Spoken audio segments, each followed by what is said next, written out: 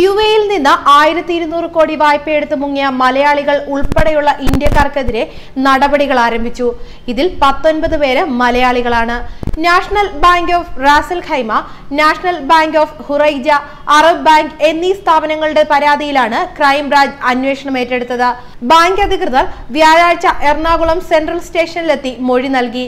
Case സംബന്ധിച്ച രേഖകൾ ഇവർ അന്വേഷണ സംഘത്തിന് കൈമാറുമെന്നും അറിയിച്ചിട്ടുണ്ട്.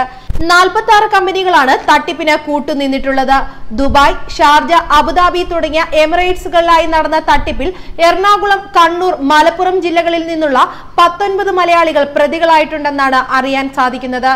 യുഎഇയിൽ കമ്പനികൾ ഉണ്ടാക്കിയ ശേഷം അത് സംബന്ധിച്ച രേഖകൾ കാണിച്ച് വിവിധ ബാങ്കുകളിൽ നിന്ന് വായ്പയെടുത്ത് മുങ്ങുകയായിരുന്നു സംഘം ചെയ്തിരുന്നത്. വ്യത്യസ്ത ബാങ്കുകളിൽ നിന്നും പലരായി വായ്പയെടുത്തതിനാലാണ് ഇത്രയും വലിയ തുക തട്ടിയെടുക്കാനായത്.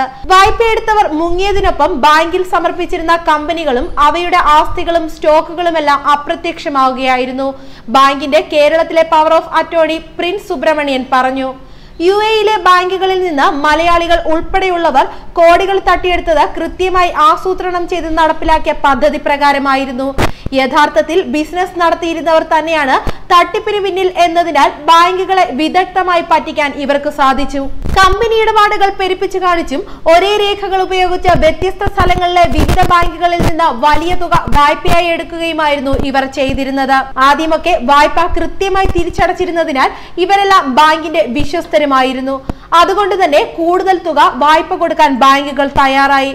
മൾട്ടിപ്പിൾ ഷോർട്ട് ടൈം ലോണുകളായിരുന്നു ഇവർ എടുത്തിരുന്നത്. വായ്പകൾ തിരിച്ചടയ്ക്കാതെ വന്നപ്പോൾ നടത്തിയ അന്വേഷണത്തിലാണ് തങ്ങൾ കബളിപ്പിക്കപ്പെടുകയായിരുന്നു എന്ന് ബാങ്കുകൾ തിരിച്ചറിയുന്നത്. അപ്പോഴേക്കും ആസ്തികൾ വിട്ടുകിട്ടിയ പണവുമായി സംഘം രാജ്യം വിട്ടിരുന്നു. കോടികൾ വരുന്ന തുക ഒന്നും ബാങ്ക് വഴിയല്ല ഇടപാടുകൾ നടത്തിയിട്ടുള്ളത്. ഇത്രയും പണം ഹവാല വഴി കേരളം ഉൾപ്പെടെയുള്ള വിവിധ സംസ്ഥാനങ്ങളിലേക്ക് എത്തിയിട്ടുണ്ടെന്നാണ് പ്രാഥമിക നിഗമനം. 2013-17 കാലഘട്ടത്തിലാണ് തട്ടിപ്പുകൾ നടന്നതെങ്കിലും തട്ടിപ്പ് നടന്നത് യുഎഇയിൽ വെച്ചായിരുന്നതിനാൽ നിയമ നടപടികൾ തുടങ്ങാൻ കാലതാമസമെടുത്തു. ഇതിനിടെ കേസ് ഒത്തുതീർപ്പാക്കാനുള്ള ശ്രമങ്ങളും ഉണ്ടായി.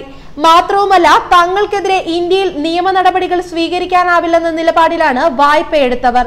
ഇവർ ബാങ്കുകൾക്കെതിരെ കേസ് കൊടുത്തിട്ടുമുണ്ടെന്നാണ് അറിയാൻ സാധിക്കുന്നത്. ന്യൂസ് ഡെസ്ക്, മലയാളി വാർത്ത.